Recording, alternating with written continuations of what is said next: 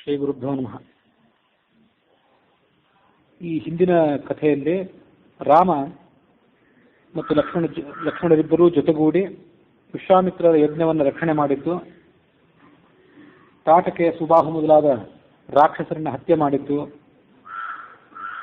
ಈ ಘಟನೆಗಳನ್ನ ಕೇಳಿದ್ವಿ. ಆ ಬಳಿಕ ಅವರೆಲ್ಲರೂ ಜೊತೆಗೂಡಿ ಮಿಥಿಲಾ ನಗರದ ಕಡೆಗೆ ಪ್ರಯಾಣ ಬೆಳೆಸಿದ್ದನ್ನು ಕೂಡ ನಾವು ಕಥೆ ಕೇಳಿದ್ವಿ. ರಾಮಾಯಣದಲ್ಲಿ ತಾಟಕೆಗೆ ಚತುರ್ಮುಖ ಬ್ರಹ್ಮನಿಂದಲೇ 1000 ಆನೆಗಳ ಬಲ, ಅದರ ಬಗ್ಗೆ ವರ ಬಂದಿದ್ದನ್ನು ನೋಡಿದ್ವಿ.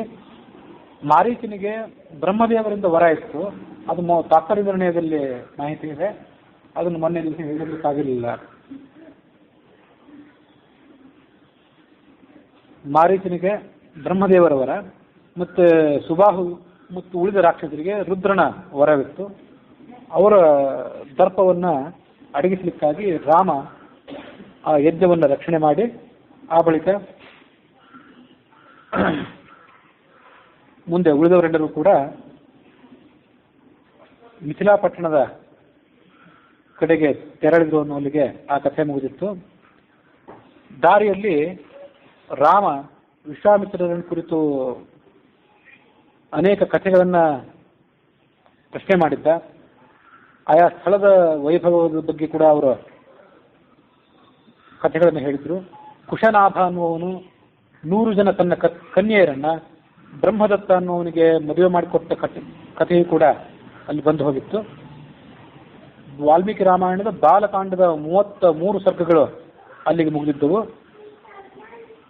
ಮುಂದೆ 34ನೇ ಸರ್ಗದಲ್ಲಿ ಕಥೆ ಹೀಗೆ ಮುಂದುವರೆದನ್ನು ಗಮನಿಸಬೇಕು.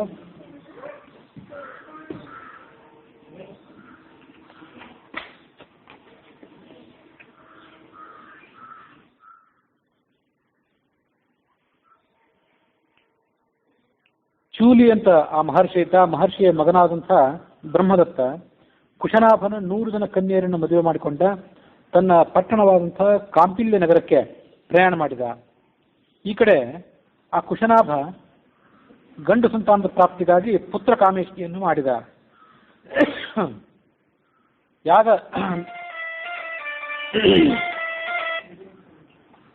ಯಾಗ ನಡೆದಿದ್ದಂತಹ ಸಂದರ್ಭದಲ್ಲಿ ಆ ಕುಶನಾಭನ ತಂದೆ ಆದಂತಹ ಕುಶ ಅಲ್ಲಿಗೆ ಬಂದ.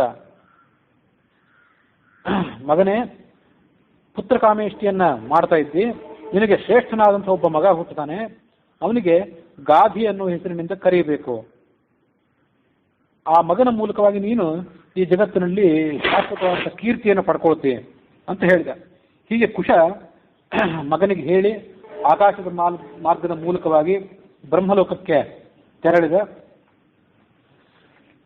ಕೆಲ ಕಾಲ ಕಳೆದ ಬಳಿಕ ಆ ಕುಶನಾಭನಿಗೆ ಆತನ ಪತ್ನಿಯಾದ ಘೃತಾಚಿ, ಅವಳು ಅಪ್ಸರೆ, ಅವಳಲ್ಲಿ ಗಾಧಿ ಎನ್ನುವ ಹೆಸರಿನ ಒಬ್ಬ ಮಗ ಹುಟ್ಟಿದ. ಆ ಗಾಧಿಯೇ ನನ್ನ ತಂದೆ ಅಂತ ಹೇಳಿದರು ವಿಶ್ವಾಮಿತ್ರರು. ಗಾಧಿ ಅಂದ್ರೆ ಸ್ವಯಂ ಇಂದ್ರದೇವನೇ ಗಾಧಿಯಾಗಿ ಜನಿಸಿದ್ದ. ಅದನ್ನು ಮುಂದೊಮ್ಮೆ ನಾವು ನೋಡ್ತೀವಿ.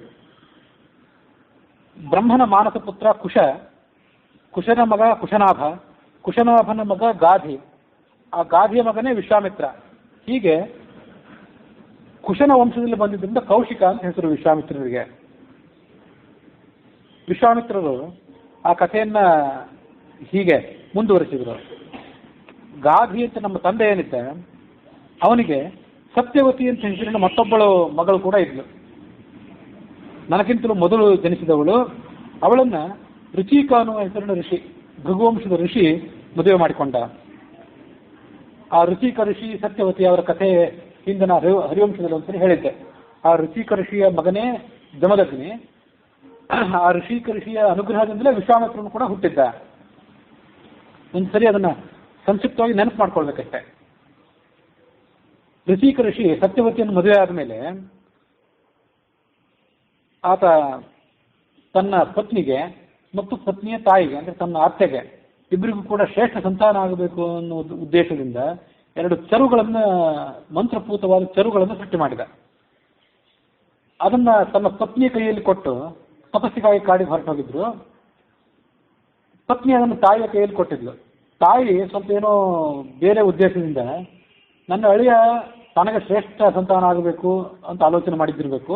ಹಾಗಾಗಿ ಅವನಿಗೆ ಯಾವ ಸಂತಾನ ಆಗಬೇಕಾಗಿದೆ, ಅಂದರೆ ಅಳಿಯನಿಗೆ ಯಾವ ಸಂತಾನ ಆಗಬೇಕು, ನನ್ನ ಮಗಳಿಗೆ ಯಾವ ಸಂತಾನ ಆಗಬೇಕಾಗಿದೆ, ಆ ಚರುವನ್ನು ನಾನೇ ತಿಂದು ಬಿಡ್ತೇನೆ ಅಂತ ಅವಳು ಆಲೋಚನೆ ಮಾಡಿದ್ಳು. ಹೀಗಾಗಿ ಮಗಳ ಉದ್ದೇಶಕ್ಕಾಗಿ ನಿರ್ಮಿತವಾದ ಚರುವನ್ನು ತಾಯಿ ತಿಂದಳು. ತಾಯಿ ಮಾಡಿದ ಸಂಗತಿ ಮಗಳಿಗೆ ತಿಳಿಯದೆ ತಾಯಿ ತಿನ್ನಬೇಕಾದ ಚರುವನ್ನು ಮಗಳು ತಿಂದುಬಿಟ್ಲು. ಅದಾದ್ಮೇಲೆ ಋಷಿಕರಿಗೆ ಆ ಸಂಗತಿ ಗೊತ್ತಾಯಿತು.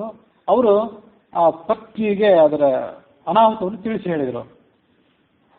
ನೀನು ನನ್ನನ್ನು ಮದುವೆ ಆಗಿರೋದ್ರಿಂದ ಋಷಿವಂಶದವಳಾಗಿದ್ದಿ, ಋಷಿವಂಶದವಳಾಗಿದ್ದರಿಂದ ಋಷಿಗೆ ಸದೃಶನಾದ ಮಗ ನಿನಗೆ ಹುಟ್ಟಬೇಕು ಅನ್ನೋ ದೃಷ್ಟಿಯಿಂದ ಚರುವನ್ನು ನಿರ್ಮಾಣ ಮಾಡಿದ್ದೆ. ನಿನ್ನ ತಾಯಿಯ ವಂಶ ರಾಜವಂಶ, ಹುಟ್ಟಬೇಕಾದ ವ್ಯಕ್ತಿ ರಾಜ ಆಗಿ ಮುಂದುವರಿಬೇಕಾದ್ದರಿಂದ ಅದಕ್ಕೆ ತಕ್ಕಂತೆ ಚರುವನ್ನು ಸೃಷ್ಟಿ ಮಾಡಿದ್ದೆ. ಈಗ ಅದಲು ಬದಲಾಗಿ ಹೋಗಿದೆ, ಪರಿಸ್ಥಿತಿ ಕೈ ಮೀರಿದೆ ಅಂದರು ಋಷಿಕರು. ಏನಾದರೂ ಮಾಡಿ ನಿಮ್ಮ ತಪೋಬಲದಿಂದ ಇದನ್ನು ಸ್ವಲ್ಪ ಮಟ್ಟಿಗಾದರೂ ಸರಿಪಡಿಸ್ರಿ ಅಂತ ಅವಳು ಕೇಳ್ಕೊಂಡ್ಳು. ಹಾಗಾಗಿ ಅವರ ತಪಸ್ಪ್ರಭಾವದಿಂದ ಋಷಿಕರಿಗೆ ಜಮದಗ್ನಿ ಅನ್ನೋ ಹೆಸರಿನ ಮಗ ಹುಟ್ಟಿದ. ಆ ಜಮದಗ್ನಿ ದೊಡ್ಡ ತಪಸ್ವಿ ಆಗಿದ್ರೂ ಕೂಡ ರಾಜರಿಗೆ ಇರಬೇಕಾದಂಥ ಸಿಟ್ಟು, ಕ್ರೋಧ ಇತ್ಯಾದಿಗಳಿದ್ದವು. ಅದೇ ಗುಣವೇ ಅವರ ಮಗನಲ್ಲಿ ಪರಶುರಾಮನಲ್ಲಿ ಕೂಡ. ವಿಷ್ಣುವಿನ ಅವತಾರಣ ಅಂತ ಅವರ ಮಗನಲ್ಲಿ ಕೂಡ ಅದೇ ರೀತಿಯಾದಂಥ ಗುಣಗಳು ಕಾಣಿಸಿಕೊಂಡವು. ಈ ಕಡೆ ಆ ಋಷಿಕರ ಪತ್ನಿ ಸತ್ಯವತಿ ಏನಿದ್ದಲ್ಲ, ಸತ್ಯವತಿಯ ತಾಯಿಗೆ ಒಬ್ಬ ಗಂಡು ಮಗ ಹುಟ್ಟಿದ. ಆತ ರಾಜನಾಗಿ ಹುಟ್ಟಬೇಕಾದವನು ಚರುವಿನ ಅದಲು ಬದಲಾವಣೆಯಿಂದಾಗಿ ಬ್ರಾಹ್ಮಣನಾಗಿಬಿಟ್ಟ. ರಾಜನಾಗಿ ಹುಟ್ಟಿದ್ರೂ ಕೂಡ ಮುಂದೆ ರಾಜತ್ವವನ್ನು, ರಾಜರ್ಷಿತ್ವವನ್ನೆಲ್ಲ ಮೀರಿ ನಿಂತು ದೇವರ್ಷಿಯಾಗಿ ಬ್ರಹ್ಮರ್ಷಿ ಆದ. ಆತನೇ ವಿಶ್ವಾಮಿತ್ರ.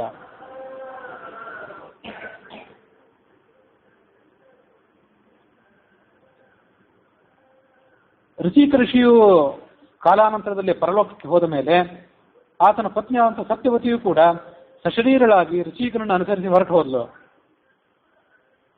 ಮುಂದೆ ಅವಳೇ ಕೌಶಿಕಿಯನ್ನು ಹೆಸರಿನ ನದಿಯಾಗಿ ಹರಿದಳು. ಪತಿಯ ಶುಶ್ರೂಷೆ ಮಾಡಿದಂಥ ಮಹಾಪುಣ್ಯದಿಂದ ಮತ್ತು ಲೋಕಕ್ಕೆ ಹಿತವನ್ನು ಉಂಟು ಮಾಡಬೇಕು ಅನ್ನುವಂಥ ಅಪೇಕ್ಷೆಯಿಂದ ಆ ಸತ್ಯವತಿ ಮತ್ತೆ ಹಿಮಾಲಯ ಪರ್ವತದಲ್ಲಿ ದಿವ್ಯವಾದಂಥ ನದಿಯಾಗಿ ಹರಿದಳು. ನನ್ನ ಅಕ್ಕನ ಬಗ್ಗೆ, ಕೌಶಿಕಿಯ ಬಗ್ಗೆ ಬಹಳ ಪ್ರೀತಿ ಉಳ್ಳಂಥ ನಾನು ಯಾವತ್ತೂ ಆ ಕೌಶಿಕಿ ನದಿಯ ತೀರದಲ್ಲೇ ಒಂದು ಆಶ್ರಮವನ್ನು ಮಾಡಿಕೊಂಡು ಅಲ್ಲೇ ವಾಸ ಮಾಡಿಕೊಂಡಿದ್ದೆ, ವಿಶ್ವಾಮಿತ್ರರು ಹೇಳಿದರು.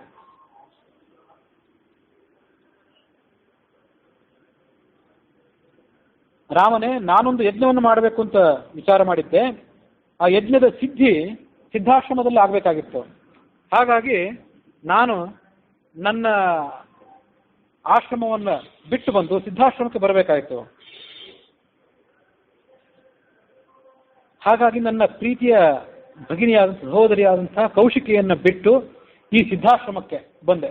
ಹಿಮಾಲಯ ಪರ್ವತದಲ್ಲಿ ಕೌಶಿಕಿ ನದಿ ಇತ್ತು, ಅಲ್ಲಿ ಆಶ್ರಮ ಇತ್ತು. ಅದನ್ನು ಬಿಟ್ಟು ಸಿದ್ಧಾಶ್ರಮಕ್ಕೆ ಬಂದೆ. ಅಲ್ಲಿ ರಾಕ್ಷಸರ ಉಪಟಳದಿಂದಾಗಿ ನನ್ನ ಯಜ್ಞದ ಸಿದ್ಧಿ ಆಗಲೇ ಇಲ್ಲ. ಕೊನೆಗೆ ಅಯೋಧ್ಯೆಯಿಂದ ನಿನ್ನನ್ನು ಕರೆತರಿಸಿ ನಿನ್ನ ಪರಾಕ್ರಮದ ಪರಿಣಾಮವಾಗಿ ಸಂಕಲ್ಪ ಮಾಡಿದಂತಹ ಯಜ್ಞವು ನಿರ್ವಿಘ್ನವಾಗಿ ಪರಿಸಮಾಪ್ತವಾಗಿ ನಾನಿವತ್ತು ಸಿದ್ಧನಾಗಿದ್ದೇನೆ. ಯಜ್ಞವನ್ನು ಸಿದ್ಧಾಶ್ರಮದಲ್ಲಿ ಯಜ್ಞವನ್ನು ಪರಿಪೂರ್ಣ ಮಾಡಿದ್ದರಿಂದ ನಾನಿವತ್ತು ಸಿದ್ಧನಾಗಿದ್ದೇನೆ. ಈ ಗಿರಿವ್ರಜ ಅನ್ನುವಂಥ ಒಂದು ಪ್ರದೇಶ ಏನಿದೆ, ಇದರ ಬಗ್ಗೆ ನೀನು ನನ್ನನ್ನು ಕೇಳಿದೆ. ನಾನು ನಿನಗೆ ಆ ಗಿರಿವ್ರಜ ಅನ್ನುವಂಥ ಆ ಪಟ್ಟಣದ ಮಹತ್ವವನ್ನೆಲ್ಲ ಹೇಳಿದ್ದೇನೆ. ಈ ಕಥೆಯನ್ನು ನಾನು ಹೇಳ್ತಾ ಇದ್ದೇನೆ, ನೀವಿಬ್ಬರು ಕೇಳ್ತಾ ಇದ್ದೀರಿ. ಹೆಚ್ಚು ಕಡಿಮೆ ಅರ್ಧರಾತ್ರಿ ಕಳೆದು ಹೋಗಿದೆ. ಇನ್ನು ಮುಂದೆ ಮತ್ಯಾವ ಪ್ರಶ್ನೆಯನ್ನು ಕೇಳಬೇಡ. ನಾವು ಉಳಿದ ರಾತ್ರಿಯನ್ನು ಸುಖವಾಗಿ ನಿದ್ರೆ ಮಾಡೋಣ. ಇಲ್ಲದೇ ಇದ್ದರೆ ನಾಳೆ ಬೆಳಗಿನ ಪ್ರಯಾಣಕ್ಕೆ ನಮಗೆ ತೊಂದರೆ ಆದೀತು. ಹಾಗಾಗಿ ನೀನು ನಿದ್ರೆ ಮಾಡು. ವೃಕ್ಷಗಳ ಸಮೂಹವನ್ನು ನೋಡು, ಅದರ ಎಲೆಗಳೆಲ್ಲ ಸ್ತಬ್ಧವಾಗಿವೆ. ಹಾಗಾಗಿ ಮೃಗಪಕ್ಷಿಗಳು ಎಲ್ಲವೂ ಕೂಡ ಮಲಗಿ ನಿದ್ದೆ ಮಾಡಿವೆ. ಭಯಂಕರರಾದಂತಹ ರಾಕ್ಷಸರು ಎಲ್ಲ ಕಡೆ ಸಂಚಾರ ಮಾಡುತ್ತಿದ್ದಾರೆ. ಚಂದ್ರ ಉದಯಿಸಿದ್ದಾನೆ. ಹೀಗೆ ವಿಶ್ವಾಮಿತ್ರರು ರಾಮನಿಗೆ ಹೇಳಿ ವಿಶ್ರಾಂತಿಗೆ ತೆರಳಿದರು. ಋಷಿಮುನಿಗಳೆಲ್ಲರೂ ಕೂಡ ಆ ಕಥೆಯನ್ನು ಕೇಳ್ತಾ ಇದ್ರು. ಅವರೆಲ್ಲರೂ ಇತಿಹಾಸ ಇದು ಬಹಳ ಅದ್ಭುತವಾಗಿದೆ ಅಂತ ವಿಶ್ವಾಮಿತ್ರರನ್ನ ಹೊಗಳಿದರು. ಕುಶಿಕಾನಾಮಯಂ ವಂಶಃ ಮಹಾನ್ ಧರ್ಮಪರಃ ಸದಾ ಬ್ರಹ್ಮೋಪಮಾಹ ಮಹಾತ್ಮಾನಃ ಕುಶವಂಶ್ಯಾಹ ನರೋತ್ತಮಾಹ. ಕುಶಿಕ ವಂಶದಲ್ಲಿ ಹುಟ್ಟಿದಂಥ ಈ ರಾಜರೇನಿದ್ದಾರೆ ಅದು ದೊಡ್ಡ ದೊಡ್ಡ ರಾಜರಲ್ಲಿ ಹುಟ್ಟಿದ್ದಾರೆ. ಕುರುವಂಶದ ಈ ಕುಶಿಕ ವಂಶದ ರಾಜರೆಲ್ಲರೂ ಕೂಡ ಚತುರ್ಮುಖ ಬ್ರಹ್ಮನಿಗೆ ಸಮಾನರಾಗಿದ್ದಾರೆ ಅಲ್ಲಿ ಹುಟ್ಟಿ ಬಂದಂಥವರು. ವಿಶ್ವಾಮಿತ್ರರೇ, ನೀವು ಕೂಡ ಸಾಮಾನ್ಯರಲ್ಲ, ಮಹಾತ್ಮರಾಗಿದ್ದೀರಿ. ಕ್ಷತ್ರಿಯರಾಗಿ ಜನಿಸಿದ್ರು ಕೂಡ ಘೋರವಾದ ತಪಸ್ಸನ್ನು ಮಾಡಿ ಬ್ರಹ್ಮರ್ಷಿ ಪದವಿಯಿಂದ ನೀವು ತಾಳಿದ್ದೀರಿ. ನಿಮ್ಮ ವಂಶದಲ್ಲಿ ಜನಿಸಿದಂಥ ಪುರುಷರು ಮಾತ್ರ ಅಲ್ಲ, ಸ್ತ್ರೀಯರು ಕೂಡ ಅಂತ ಮಹತ್ವವುಳ್ಳವರು. ಹೀಗೆ ವಿಶ್ವಾಮಿತ್ರರನ್ನು ಅವರೆಲ್ಲರೂ ಕೂಡ ಪ್ರಶಂಸೆ ಮಾಡಿ ವಿಶ್ರಾಂತಿಗೆ ತೆರಳಿದರು ಅನ್ನುವಲ್ಲಿಗೆ 34ನೇ ಸರ್ಗ ಮುಕ್ತಾಯ ಆಗಿದೆ. 35ನೇ ಸರ್ಗದಲ್ಲಿ ಮುಂದಿನ ಕಥೆಯನ್ನು ಕೇಳ್ತೇವೆ. ಆ ಶೋಣ ನದಿಯ ತೀರದಲ್ಲಿ ರಾತ್ರಿಯ ಉಳಿದ ಭಾಗವನ್ನು ಕಳೆದ ಮೇಲೆ ನಿಶಾಯಾಮ್ ಸುಪ್ರಭಾತಾಯಾಮ್, ಪ್ರಾತಃ ಕಾಲ ಬಂದಾಗ ವಿಶ್ವಾಮಿತ್ರರು ರಾಮನಿಗೆ ಸುಪ್ರಭಾತವನ್ನು ಹಾಡಿದರು. ಸುಪ್ರಭಾತ ನಿಶಾರಾಮ ಪೂರ್ವಾ ಸಂಧ್ಯಾ ಪ್ರವರ್ತತೆ ಉತ್ತಿಷ್ಟೋತ್ತಿಷ್ಟ ಭದ್ರಂತೆ ಗಮನಾಯ ಅಭಿರೋಚಯ. ಹಿಂದೆ ಆ ಶ್ಲೋಕ ಒಂದು ಬೇರೆ ಬಂದಿತ್ತು. ಕೌಸಲ್ಯ ಸುಪ್ರಜಾರಾಮ ಪೂರ್ವಾ ಸಂಧ್ಯಾ ಪ್ರವರ್ತತೆ ಉತ್ತಿಷ್ಠ ನರಶಾರ್ದೂಲ ಕರ್ತವ್ಯಂ ದೈವಮಾನ್ಹಿಕಂ ಅಂತ. ಅದೇ ಅರ್ಥವನ್ನು ಧ್ವನಿಸುವಂಥ ಮತ್ತೊಂದು ಶ್ಲೋಕ. ರಾಮನನ್ನು ಅವರು ಎಬ್ಬಿಸಿದರು. ಕೂಡಲೇ ಆತ ಹಾಸಿಗೆಯಿಂದ ಮೇಲೆದ್ದು ಸ್ನಾನ ಸಂಧ್ಯಾದಿ ಕ್ರಿಯೆಗಳನ್ನು ಯಥಾವತ್ತಾಗಿ ಮುಗಿಸಿ ವಿಶ್ವಾಮಿತ್ರರ ಆಜ್ಞೆಯಂತೆ ಮುಂದಿನ ಪ್ರಯಾಣಕ್ಕೆ ಸಿದ್ಧನಾದ. ವಿಶ್ವಾಮಿತ್ರರಿಗೆ ಆತ ಹೇಳಿದ, ಬ್ರಹ್ಮರ್ಷಿಗಳೇ, ಶೋಣ ನದಿಯ ಈ ತೀರ, ಈ ನದಿ ಹೆಚ್ಚು ಆಳವಾಗಿಲ್ಲ, ದೋಣಿ ಇದಕ್ಕೆ ಬೇಕಾಗಿಲ್ಲ ನಮಗೆ ದಾಟಲಿಕ್ಕೆ. ಹಾಗಾಗಿ ಕಾಲುಗಳಿಂದಲೇ ನದಿಯನ್ನು ದಾಟೋಣ, ಆದರೆ ಯಾವ ಮಾರ್ಗ ಮೂಲಕವಾಗಿ ನಾವು ದಾಟಬೇಕು ಅದನ್ನು ಹೇಳಿ ಅಂತ ಕೇಳಿಕೊಂಡ. ಆಗ ವಿಶ್ವಾಮಿತ್ರರು ಹೇಳಿದರು, ಇಲ್ಲಿ ನಮ್ಮೆದುರಿಗೆ ಏನು ದಾರಿ ಕಾಣ್ತಾ ಇದೆ, ಮಹರ್ಷಿಗಳು ಇದೇ ದಾರಿಯ ಮೂಲಕವೇ ನದಿಯನ್ನು ದಾಟ್ತಾರೆ, ಹಾಗಾಗಿ ನಾವಿಲ್ಲೇ ದಾಟೋಣ ಅಂತ ವಿಶ್ವಾಮಿತ್ರರು ಹೇಳಿದರು. ಶೋಣ ನದಿಯನ್ನು ದಾಟಿದ್ರು ಅವರೆಲ್ಲರೂ ಕೂಡ. ಮಧ್ಯಾಹ್ನದ ವೇಳೆಗೆ ಗಂಗಾ ನದಿಯನ್ನ ಅವರು ತಲುಪಿದರು. ವಿಶ್ವಾಮಿತ್ರರಿಗೆ, ರಾಮಲಕ್ಷ್ಮಣರಿಗೆ ಮತ್ತು ಉಳಿದೆಲ್ಲ ಋಷಿಗಳಿಗೂ ಕೂಡ ಆನಂದವಾಯಿತು. ಗಂಗಾ ನದಿ ತೀರದಲ್ಲಿ ಅವರೆಲ್ಲರೂ ಕೂಡ ಬಿಡಾರ ಮಾಡಿದರು. ಆ ಗಂಗಾ ನದಿಯಲ್ಲಿ ಸ್ನಾನ ಮಾಡಿ ಪಿತೃದೇವತೆಗಳಿಗೆ ತರ್ಪಣಾದಿಗಳನ್ನು ಕೊಟ್ಟು ಅಗ್ನಿಹೋತ್ರಾದಿಗಳನ್ನು ಮುಗಿಸಿ ಆ ಅಮೃತ ಸ್ವರೂಪವಾದಂಥ ಯಜ್ಞಶೇಷವನ್ನು ಭೋಜನ ಮಾಡಿದರು ಅಂತೇಳಿ. ಯಜ್ಞಶಿಷ್ಟಾಮೃತ ಭುಜ ಯಾಂತಿ ಬ್ರಹ್ಮ ಸನಾತನಂ ಅಂತ ಇದು ಸ್ಮೃತಿಯಲ್ಲಿ ಬಂದಂಥ ಮಾತು. ಭಗವದ್ಗೀತೆಯಲ್ಲಿ ಕೂಡ ಅಂಥದೇ ಒಂದು ಮಾತಿದೆ. ಯಜ್ಞಶಿಷ್ಟಾಶಿನಸ್ತಂತಹ ಯಾಂತಿ ಬ್ರಹ್ಮ ಸನಾತನಂ ಅಂತ ಇದಿರಬೇಕು ಬಹುಶಃ ಭಗವದ್ಗೀತೆಯಲ್ಲಿ. ನಾವು ದೇವತೆಗಳ ಪೂಜೆ, ಪಿತೃಗಳ ಪೂಜೆ, ಋಷಿ ಪೂಜೆ ಇತ್ಯಾದಿ ಪಂಚಯಜ್ಞಗಳನ್ನು ಮಾಡಿ ಮುಗಿಸಿ ಅವರೆಲ್ಲರಿಗೂ ಕೂಡ ತರ್ಪಣವನ್ನು ಇತ್ಯಾದಿಗಳನ್ನು ಕೊಟ್ಟು ಆಮೇಲೆ ಭೋಜನ ಏನು ಮಾಡ್ತೀವಿ, ಅದಕ್ಕೆ ಅಮೃತ ಅಂತಲೇ ಹೆಸರು. ಅಂತ ಪಾವಿತ್ರ್ಯ ಆ ಭೋಜನಕ್ಕಿದೆ. ಮಹರ್ಷಿಗಳೆಲ್ಲರೂ ಕೂಡ ವಿಶ್ವಾಮಿತ್ರ ಮಹರ್ಷಿಗಳನ್ನ ಸುತ್ತುವರೆದು ಕೂತ್ಕೊಂಡ್ರು. ರಾಮ ಲಕ್ಷ್ಮಣರು ಕೂಡ ಶಿಷ್ಯರು ಕೂತ್ಕೊಳ್ಬೇಕಾದಂಥ ಜಾಗದಲ್ಲಿ ಕೂತ್ಕೊಂಡ್ರು. ವಿಶ್ವಾಮಿತ್ರರಿಗೆ ಅವಮಾನವಾಗದಂತೆ, ಅವರ ಸ್ಥಾನಕ್ಕೆ ಚ್ಯುತಿ ಬರದಂತೆ ಸರಿಯಾದ ಸ್ಥಳದಲ್ಲಿ ಕೂತ್ಕೊಂಡ್ರು. ರಾಮ ವಿಶ್ವಾಮಿತ್ರರನ್ನು ಕೇಳಿದ, ಗಂಗಾ ನದಿ 3 ಲೋಕದಲ್ಲೂ ಕೂಡ ಹರಿತಾ ಇದೆ, ಆ ಪವಿತ್ರವಾದಂತಹ ಗಂಗಾ ನದಿಯ ಚರಿತ್ರೆಯನ್ನು ನಾನು ಕೇಳಬೇಕು ಅಂತ ಅಪೇಕ್ಷೆ ಪಟ್ಟಿದ್ದೇನೆ. ಆಗ ವಿಶ್ವಾಮಿತ್ರರು ಆ ಕಥೆಯನ್ನು ಹೇಳಲಿಕ್ಕೆ ಪ್ರಾರಂಭ ಮಾಡಿದರು.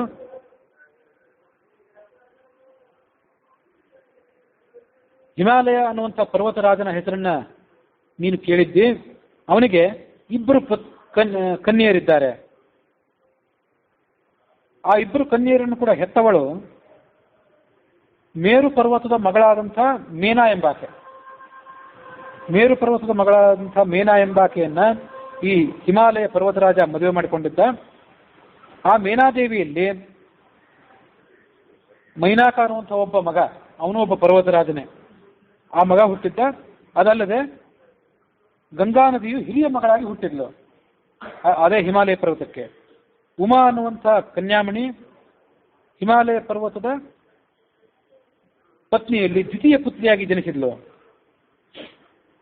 ಅವರಿಬ್ಬರು ಕೂಡ ದೊಡ್ಡವರಾದ ಮೇಲೆ ಆ ಗಂಗಾ ನದಿಯನ್ನ ದೇವತೆಗಳ ಕಾರ್ಯಸಾಧನಕ್ಕಾಗಿ ಕಳಿಸಿಕೊಡಬೇಕು ಅಂತ ಎಲ್ಲಾ ದೇವತೆಗಳು ಹಿಮಾಲಯ ಪರ್ವತವನ್ನು ಪ್ರಾರ್ಥನೆ ಮಾಡಿದರು. ಅವಳು ದೇವಲೋಕದಲ್ಲಿರಲಿ, ಅವಳ ಮಹತ್ವ ಅಷ್ಟಿದೆ ಅಂತ ಎಲ್ಲರೂ ಕೇಳ್ಕೊಂಡಿದ್ರು. ಹಾಗಾಗಿ ಹಿಮಾಲಯ ಪರ್ವತ ಆ ಗಂಗಾ ನದಿಯನ್ನು ದೇವತೆಗಳಿಗೆ ದಾನವಾಗಿ ಕೊಟ್ಟುಬಿಟ್ಟ. ಅವರೆಲ್ಲರೂ ಹಿಮಾಲಯ ಪರ್ವತನ ಮಗಳನ್ನ ಸ್ವೀಕಾರ ಮಾಡಿ ದೇವಲೋಕಕ್ಕೆ ಹೊರಟು ಹೋದರು. ಈ ಗಂಗಾ ನದಿ ಹಿಮಾಲಯ ಪರ್ವತ ಮತ್ತು ಮೀನಾದೇವಿಯ ಇವರಿಬ್ಬರ ಮಗಳಾಗಿ ಹುಟ್ಟಿದಾಗಲೇ ನದಿ ಸ್ವರೂಪಳಾಗಿದ್ಲು, ಅಥವಾ ದೇವತೆಗಳ ಜೊತೆಗೆ ಹೊರಟು ಹೋದ ಮೇಲೆ ಗಂಗಾ ನದಿ ಸ್ವರೂಪಳಾದಳು ಅಂತ ಒಂದು ಜಿಜ್ಞಾಸೆ ಇದೆ. ಅದಕ್ಕೆ ನಾವು ಬೇರೆ ಪುರಾಣಗಳಲ್ಲಿ, ವಾಮನ ಪುರಾಣಗಳಲ್ಲಿ ಅದರ ಕಥೆಯನ್ನು ನೋಡ್ತೇವೆ ಅಂತ ಈ ವ್ಯಾಖ್ಯಾನದ ಅಡಿ ಟಿಪ್ಪಣಿಯಲ್ಲಿ ಅದರ ಕಥೆ ಇದೆ. ತಾರಕಾಸುರನನ್ನು ಸೃಷ್ಟಿ ಮಾಡಲಿಕ್ಕಾಗಿ ಷಣ್ಮುಖನ ಸಂಹಾರ ಆಗಬೇಕಾಗಿತ್ತು. ಆ ಕಥೆ ಅಂತ ನಿಮಗೆಲ್ಲರಿಗೂ ಗೊತ್ತಿದ್ದೇ ಇದೆ. ಶಿವನ ತೇಜಸ್ಸನ್ನ ಧರಿಸಲಿಕ್ಕೆ ಸಮರ್ಥರಾದವರು ಯಾರು ಅಂತ ದೇವತೆಗಳೆಲ್ಲ ಆಲೋಚನೆ ಮಾಡಿ ಹಿಮವಂತನ ಹಿರಿಯ ಮಗಳಾದಂತಹ ಕುಟಿಲ ಅನ್ನುವವಳು, ಅವಳೇ ಗಂಗೆ, ಅವಳು ಶಿವನ ತೇಜಸ್ಸನ್ನು ಧರಿಸಲಿಕ್ಕೆ ಸಮರ್ಥಳಾಗಿದ್ದಾಳೆ ಅಂತ ಆಲೋಚನೆ ಮಾಡಿದ್ರು. ಹಾಗಾಗಿ ಹಿಮವಂತನ ಬಳಿಗೆ ಬಂದು ಆ ಕುಟಿಲೆಯನ್ನು ನಮಗೆ ಕೊಡು, ದೇವತೆಗಳ ಕಾರ್ಯ ಇದೆ ಅಂತ ಅವಳನ್ನು ಕರ್ಕೊಂಡು ಹೋದ್ರು. ಆದರೆ ಬ್ರಹ್ಮಲೋಕಕ್ಕೆ ಹೋದಾಗ ಆ ಕುಟಿಲೆಯನ್ನು ನೋಡಿದ ಚತುರ್ಮುಖ ಬ್ರಹ್ಮ, ಇವಳು ಶಿವನ ತೇಜಸ್ಸನ್ನು ಧಾರಣೆ ಮಾಡಲಿಕ್ಕೆ ಅಶಕ್ತಳು ಅಂದ್ಬಿಟ್ಟ ಚತುರ್ಮುಖ ಬ್ರಹ್ಮ.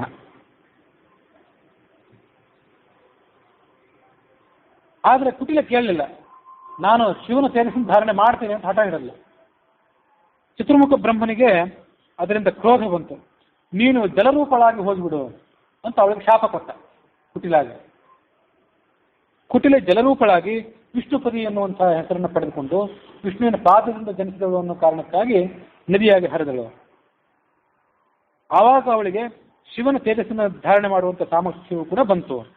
ವಿಷ್ಣುವಂಘ್ರಿಣ ಪ್ರಸರತ, ಭಗವಂತನ ಪಾದ ಕಮಲದಿಂದ ಹೊರಗೆ ಬಂದವಳು. ಕುಟಿಲ ಸ ವಿಷ್ಣುಪಾದ ಅಂತ ಪಾತಾಳ ಕುರಿತ ತತಃ, ಆದ್ದರಿಂದ ಅವಳಿಗೆ ವಿಷ್ಣುಪದಿ ಅನ್ನೋ ಹೆಸರು ಬಂತು ಅನ್ನೋದನ್ನ ವಾಮನ ಪುರಾಣದ ಹಿನ್ನೆಲೆಯಲ್ಲಿ ನಾವು ಗಮನಿಸಬೇಕು.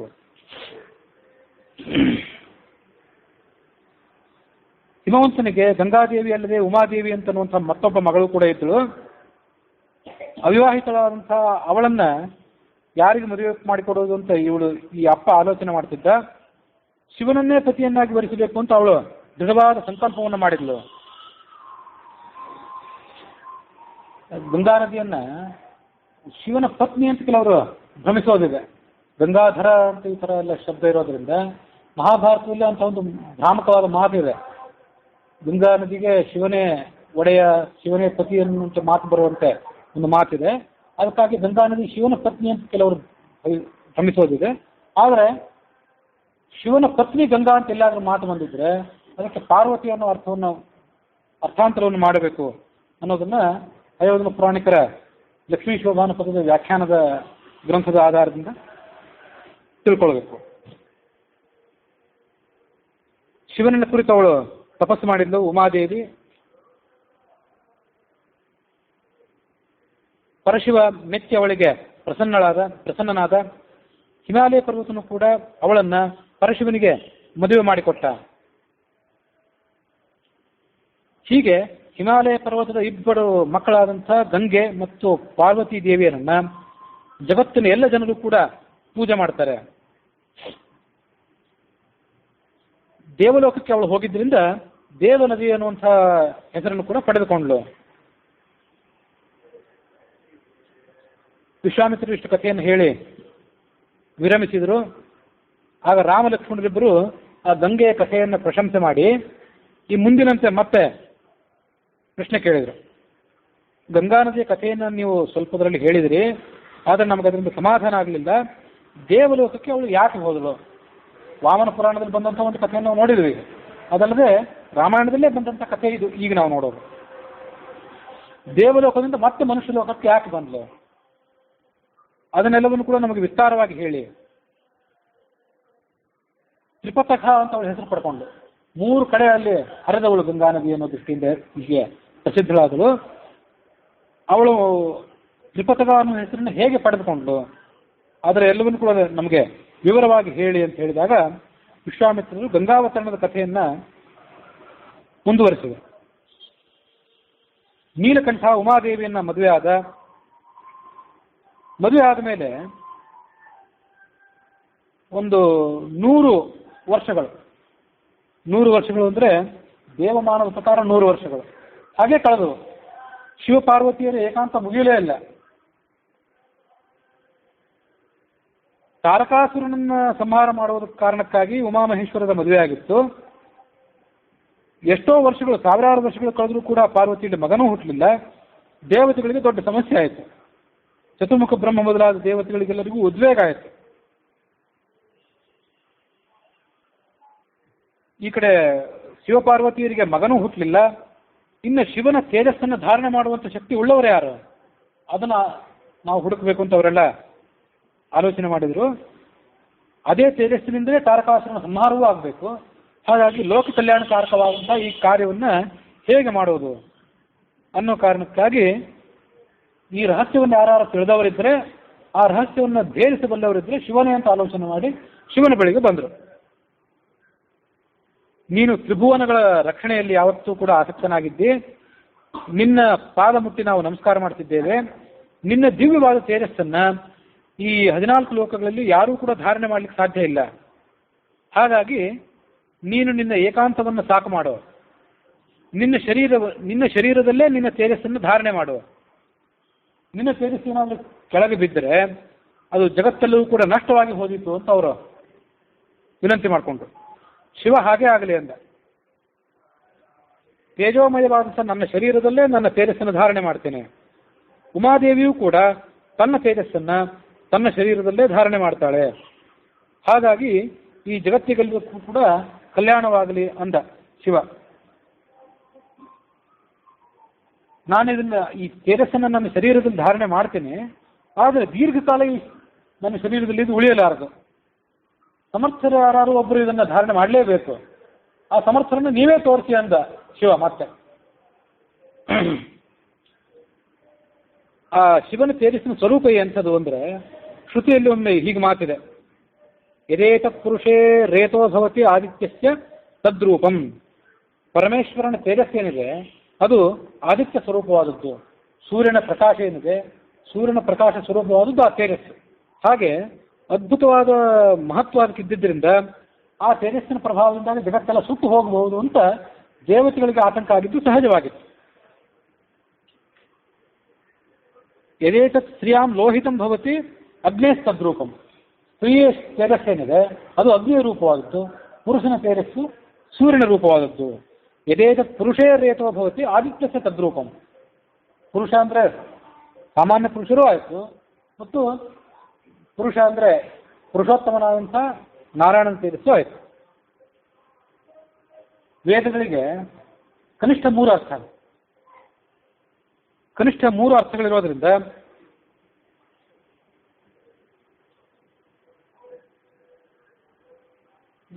ವೇದಗಳಿಗೆ 3 ಅರ್ಥ, ವಿಷ್ಣು ಸಹಸ್ರನಾಮಗಳಿಗೆ ಒಂದೊಂದು ಶಬ್ದಕ್ಕೆ 3 ಅರ್ಥ, ಉಪನಿಷತ್ತುಗಳಿಗೆ 10 ಅರ್ಥ. ವ್ಯರ್ಥತಾಂ ಶ್ರುತಿಷು ವಿತ್ತ ದಶಾರ್ಥಂ ಭಾರತನ್ನನು ಶತಾರ್ಥಮತಿ ಸ್ಯಾತ್ ವೈಷ್ಣವಂ ಪದ ಸಹಸ್ರತಯಂ ಹಿ ಅಂತ ವಿಷ್ಣು ಸಹಸ್ರನಾಮದ ಮಹತ್ವವನ್ನು ಹೇಳುವಂಥ ಒಂದು ಸುಮಧ್ವೀಯ ಶ್ಲೋಕ ಇದೆ. ವ್ಯರ್ಥತಾಂ ಶ್ರುತಿಷು ವಿತ್ತ ವೇದಗಳಿಗೆ 3 ಅರ್ಥ, ಮಹಾಭಾರತಕ್ಕೆ 10 ಅರ್ಥ. ಆಮೇಲೆ ಮಹಾಭಾರತದ ಕೆನೆಪದ ರೂಪವಾದಂಥ ವಿಷ್ಣು ಸಹಸ್ರನಾಮ ಏನಿದೆ ಅದಕ್ಕೆ ಒಂದೊಂದು ಶಬ್ದಕ್ಕೆ 3 ಅರ್ಥ ಅಂತ ಸುಮಧ್ವೀಯದಲ್ಲಿ ಬಂದಂಥ ಮಾತು. ಆ ದೇವತೆಗಳೆಲ್ಲರೂ ವೃಷಭಧ್ವಜನಿಗೆ ಹೇಳಿದರು, ಸಕಲವನ್ನೂ ಧಾರಣೆ ಮಾಡಿರುವಂತಹ ಈ ಭೂಮಿ ಏನಿದ್ದಾಳೆ ಅವಳು ನಿನ್ನ ತೇಜಸ್ಸನ್ನು ಧಾರಣೆ ಮಾಡ್ತಾಳೆ. ಶಿವ ತನ್ನ ತೇಜಸ್ಸನ್ನು ವಿಸರ್ಜನೆ ಮಾಡಿದ. ಇಡೀ ಬ್ರಹ್ಮಾಂಡವೇ, ಇಡೀ ಭೂಮಂಡಲವೇ ಆ ಭಗವಂತನ ತೇಜಸ್ಸಿನಿಂದ ವ್ಯಾಪ್ತವಾಯಿತು. ದೇವತೆಗಳಿಗೂ ಭಯ ಆಯಿತು, ಈ ಭೂದೇವಿಯಲ್ಲಿ ಭಗ್ನವಾಗಿ ಮುರಿದು ಬೀಳುತ್ತದೋ ಅಂತ ಭಯ ಆಯಿತು ಅವರಿಗೆ. ಅವರು ಗಂಗಾ ನದಿಗೆ ಈ ಮುಂದಿನಂತೆ ಮಾತನ್ನು ಹೇಳಿದರು, ರುದ್ರನ ಈ ತೇಜಸ್ಸೇನಿದೆ ಎಲ್ಲ ಕಡೆ ವ್ಯಾಪಿಸಿಕೊಳ್ತಾ ಇದೆ, ನೀನು ವಾಯುವಿನ ಜೊತೆಗೂಡಿ ಆ ತೇಜಸ್ಸನ್ನು ಧಾರಣೆ ಮಾಡು. ದೇವತೆಗಳ ಪ್ರಾರ್ಥನೆಯಂತೆ ಅಗ್ನಿ ಆ ತೇಜಸ್ಸನ್ನು ಧಾರಣೆ ಮಾಡಿಕೊಂಡ. ಆ ಪರ್ವತದ ಪ್ರದೇಶದಲ್ಲಿ ಒಂದು ಜೊಂಡು ಹುಲ್ಲು ಬೆಳೆಯಿತು. ದಿವ್ಯವಾದಂತಹ ಜೊಂಡು ಹುಲ್ಲು ಅಂತಿದೆ, ಅಂತ ಒಂದು ವಿಶಿಷ್ಟವಾದ ಜೊಂಡು ಹುಲ್ಲು. ಆ ಜೊಂಡು ಹುಲ್ಲಿನ ನಡುವೆ ಮಹಾತೇಜಸ್ವಿಯಾದಂತಹ ಕಾರ್ತಿಕೇಯ ಅಲ್ಲಿ ಜನಿಸಿದ. ದೇವತೆಗಳಿಗೆ, ಋಷಿಮುನಿಗಳಿಗೆಲ್ಲರಿಗೂ ಕೂಡ ಬಹಳ ಆನಂದ ಆಯಿತು. ಕಾರ್ತಿಕೇಯ ಜನಿಸಿದ, ಇನ್ನು ತಾರಕಾಸುರನ ಸಂಹಾರ ಆಗೋದಿದೆ ಅಂತ ಹೇಳಿ ಅವರು ಸಂತೋಷಪಟ್ಟರು.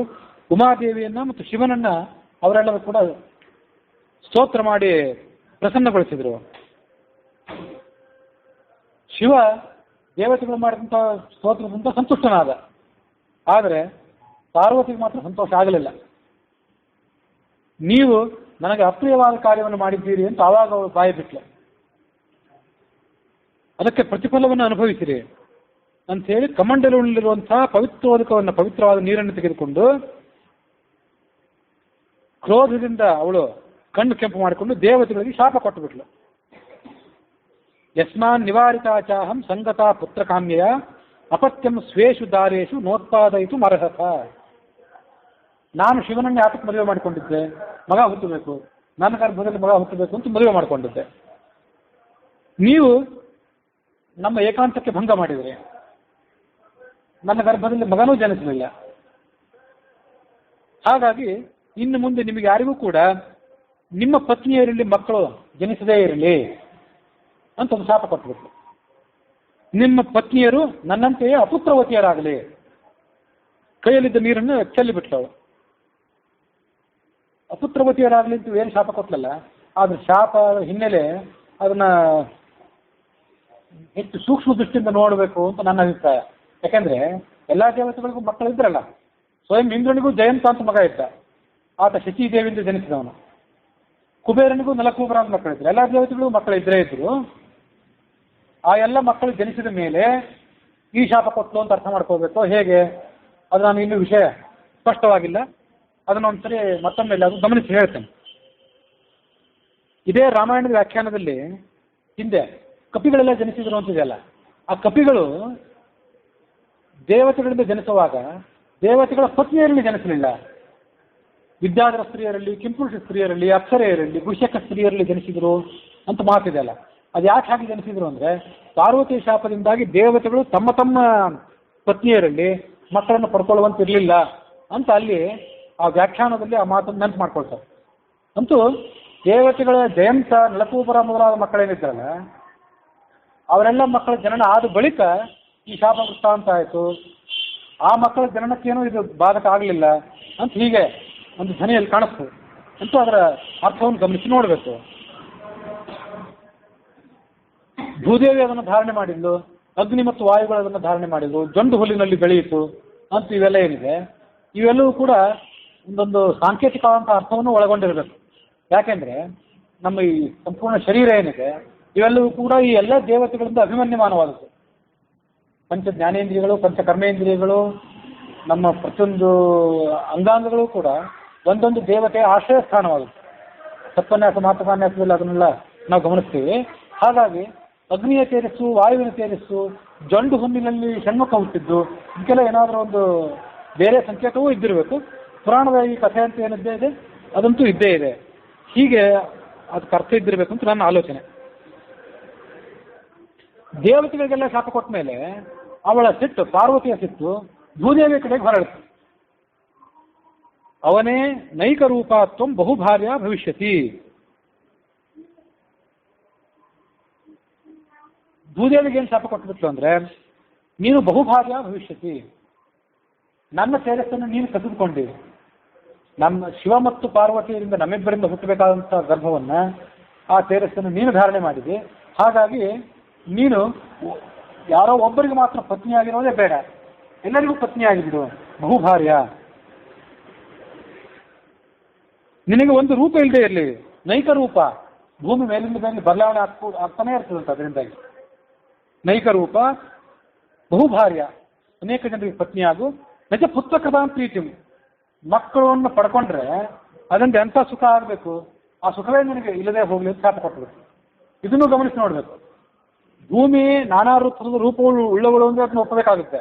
ಆದರೆ ಅನೇಕರಿಗೆ ನೀನು ಪತ್ನಿ ಆಗುವಂತ ಏನು ಹೇಳ್ತಾಳಲ್ಲ, ಈ ಎಲ್ಲ ರಾಜರ ಏನು ಆಳ್ವಿಕೆ ಮಾಡ್ತಾರೆ, ಆ ಎಲ್ಲ ರಾಜರಿಗೆ ಭೂದೇವಿ ಏನು ಪತ್ನಿ ಅಲ್ಲ, ಅದನ್ನ ಅಂತೇವೆ ನಾವು, ಭೂಪತಿಗಳು ಅಂತ ಅಂತೇವೆ. ಆದರೆ ನಾ ಎಲ್ಲ ಭೂದೇವಿಗೆ ಗಂಡ ಅಂತ ನೀವು ತಿಳ್ಕೊಳ್ಬಾರ್ದು. ಯಾರು ರಾಜರು ಆ ಭೂದೇವಿಗೆ ನಿಜವಾದ ಗಂಡ ಅಂದರೆ ವರ ಆರುತ್ತೆ ಅಂತ ನಾರಾಯಣನೇ. ಹಾಗಾಗಿ ಅವಳಿಗೆ ನಿನಗೆ ಗಂಡ ಇಲ್ಲದೇ ಇರಲಿ ಅಥವಾ ಮಗ ಹುಟ್ಟದೇ ಇರಲಿ ಅಂತ ಏನು ಮಾತಿದೆ, ಅದರ ಸೂಕ್ಷ್ಮಾರ್ಥವನ್ನು ತಿಳ್ಕೊಳ್ಬೇಕು ಅಂತ ನನ್ನ ಆಲೋಚನೆ. ಯಾಕಂದ್ರೆ ಅವಳಿಗೂ ನರಕಾಸುರ ಅಂತ ಮಗ ಹುಟ್ಟಿದ್ನಲ್ಲ, ವರಾಹರೂಪಿ ಅಂತ ಭಗವಂತನಿಂದಲೇ ನರಕಾಸುರ ಹುಟ್ಟಿದ್ದ, ಅವನನ್ನೇ ಕೃಷ್ಣ ಸಂಹಾರ ಮಾಡಿದ್ದ. ಹಾಗಾಗಿ ಈ ಎಲ್ಲ ಶಾಪಗಳಿಗೆ ದೀರ್ಘಕಾಲದ ಪ್ರಭಾವ ಇರೋದಿಲ್ಲ, ಇದು ತಾತ್ಕಾಲಿಕವಾದ ಪ್ರಭಾವ. ಮುಂದೆ ಮತ್ತೊಂದು ಕಾಲದಲ್ಲಿ ಆ ಶಾಪ ಪರಿಹಾರವಾಗಿ ಅದರ ಮೂಲಕ ಬೇರೆ ಬದಲಾವಣೆಗಳಾಗುವುದು ಸಾಧ್ಯ ಅಂತ ನನ್ನ ಆಲೋಚನೆ. ಮತ್ಕ್ರೋಧ ಕಲುಷೀಕೃತ, ಹೀಗೆ ಮಕ್ಕಳನ್ನು ಪಡ್ಕೊಳ್ಳುವಂಥ ಆನಂದವೇ ನಿನಗಿಲ್ಲದೆ ಇರಲಿ ಅಂತ ಶಾಪ ಕೊಟ್ಟುಬಿಟ್ರು. ದೇವತೆಗಳಿಗೂ ಪಾರ್ವತಿ ಶಾಪದಿಂದ ಸಂತಾಪ ಆಯಿತು, ಉಮಾದೇವಿಗೂ ಕೂಡ ಸಂತಾಪ ಆಯಿತು, ಮಹೇಶನಿಗೂ ಕೂಡ ಅವಳ ಗಂಡನಾದಂಥ ಶಿವನಿಗೆ ಇದನ್ನೆಲ್ಲವನ್ನು ನೋಡಿ ಆತ ಪಶ್ಚಿಮ ದಿಕ್ಕಿನ ಕಡೆಗೆ ಹೊರಟು ಹೋಗಿಬಿಟ್ಟ. ಹಿಮವತ್ ಪರ್ವತದ ಉತ್ತರ ಪಾರ್ಶ್ವದಲ್ಲಿದ್ದಂಥ ಹಿಮವತ್ ಪ್ರಭಾವ ಅಂತ ಒಂದು ಶೃಂಗ, ಅಲ್ಲಿ ಉಮಾ ಸಮೇತನಾಗಿ ತಪಶ್ಚರಣದಲ್ಲಿ ಆಸಕ್ತನಾಗಿದ್ದು ಬಿಟ್ಟ ಅನ್ನುವಲ್ಲಿಗೆ 36ನೇ ಸರ್ಗ ಮುಕ್ತಾಯ ಆಗಿದೆ. ಹೀಗೆ ಶಿವ ಹಿಮವತ್ ಪರ್ವತದ ಶಿಖರದಲ್ಲಿ ತಪಸ್ಸು ಮಾಡ್ತಾ ಇದ್ದ. ಅಲ್ಲಿಂದ ಮುಂದೆ ದೇವತೆಗಳು ಆ ಭಗವಂತನನ್ನ ಹೇಗೆ ಸಂತೋಷಗೊಳಿಸಬೇಕು ಅಂತ ಆಲೋಚನೆ ಮಾಡಿದರು. ತಮ್ಮ ಸೇನಾಪತಿ ಆದಂತಹ ತಾರಕಾಸುರನ್ನು ಕೊಲ್ಲುವಂತಹ ಒಬ್ಬ ವ್ಯಕ್ತಿಯನ್ನು ಪಡ್ಕೊಳ್ಬೇಕಂತ ಅವ್ರು ಪ್ರಯತ್ನ ಪಟ್ಟಿದ್ರಲ್ಲ, ಅದಕ್ಕಾಗಿ ಅವರು ಪ್ರಯತ್ನ ಪಟ್ಟರು ಅನ್ನೋ ಕಥೆ ಇಲ್ಲಿ ಮುಂದೆ ಬರೋದಿದೆ. ಸಂಸ್ಕೃತ ಸುಭಾಷಿತದಲ್ಲಿ ಒಂದು ಹಾಸ್ಯದ ಶ್ಲೋಕ ಇದೆ. ಈ ಶಿವನ ಸಂಸಾರದ ವರ್ಣನೆ ಎಲ್ಲ ಬಂತಲ್ಲ ಇಲ್ಲಿ ತನಕ. ಶಿವನಿಗೆ 2 ಪತ್ನಿಯರು ಅಂತ ಅವರ ಸುಭಾಷಿತಕಾರರು ಹಾಸ್ಯವಾಗಿ ವರ್ಣನೆ ಮಾಡ್ತಾರೆ. ಒಂದು ಕಡೆ ಪಾರ್ವತಿ, ಮತ್ತೊಂದು ಕಡೆ ಗಂಗೆ.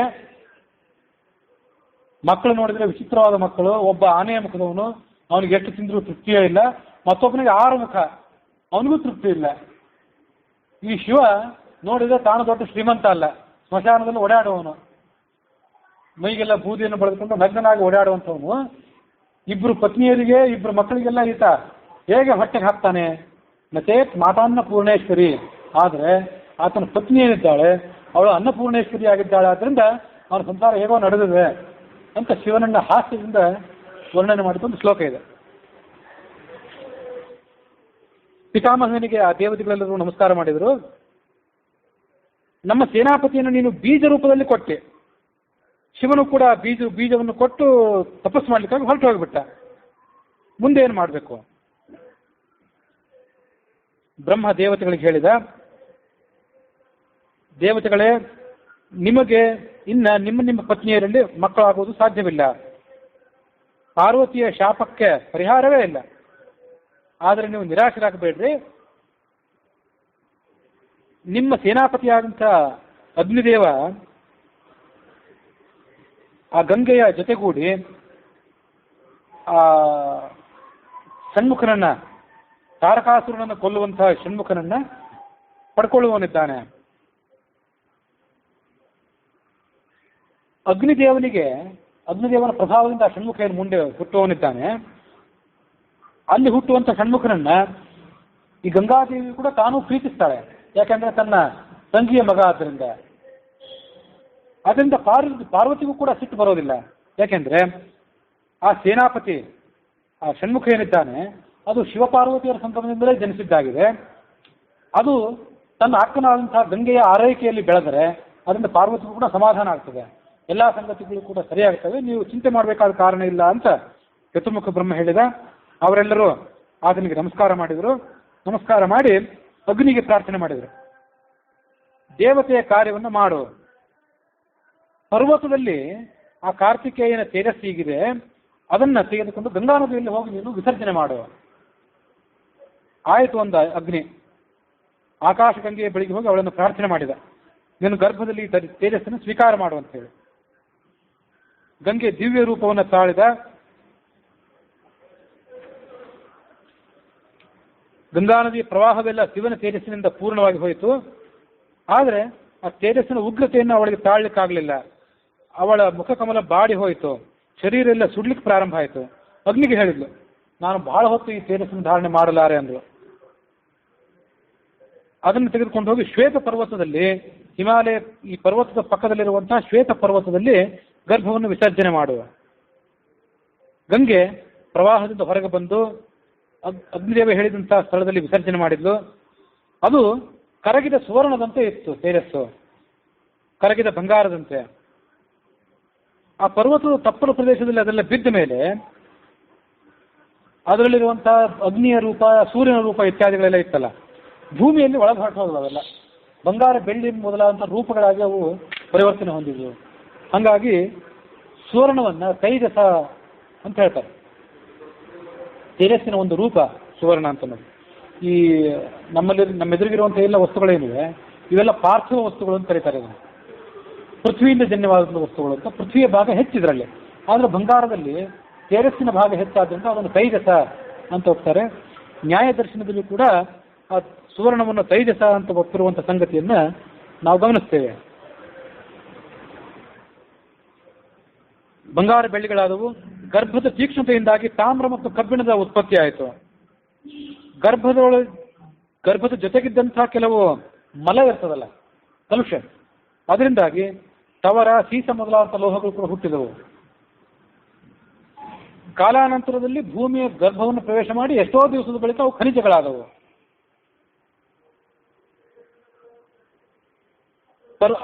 ತೇಜಸ್ಸು, ಶಿವನ ತೇಜಸ್ಸಲ್ಲಿ ಬಿದ್ದ ಮೇಲೆ ಪರ್ವತದ ಸಕಲ ಭಾಗಗಳು, ಜೊಂಡಿನ ವನ, ತೃಣ, ಲತಾಕುಲ್ಮಗಳು ಇವೆಲ್ಲವೂ ಕೂಡ ಬಂಗಾರಮಯವಾಗಿ ಹೋದವು.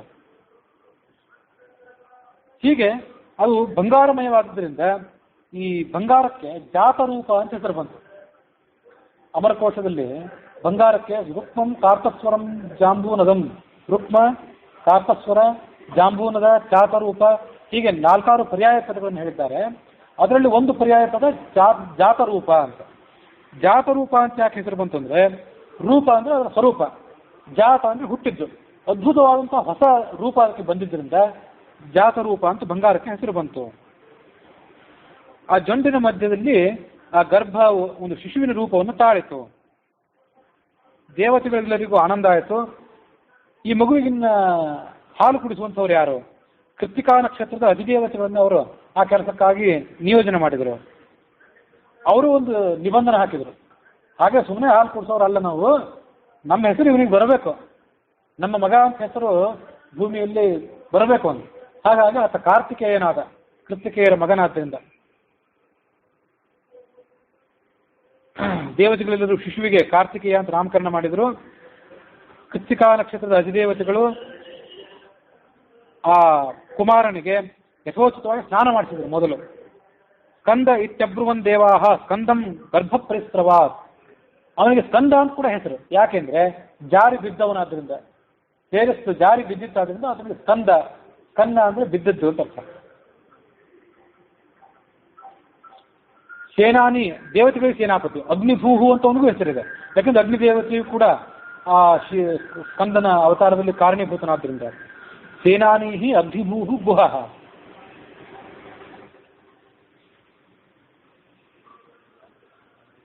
ಆರು ಮುಖಗಳನ್ನ ಆತ ತಾಳಿ